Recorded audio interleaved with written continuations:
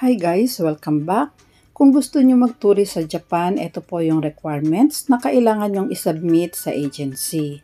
Nakuha ko lang po ito sa isa sa mga accredited agencies ng Japan Embassy.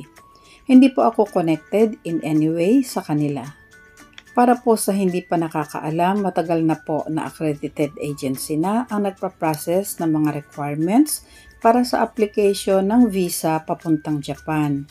Sila na po ang pumupunta ng Japan Embassy para isubmit ang mga requirements nyo and sa kanila nyo na rin kukunin yung passport nyo na may visa kung na-approve kayo.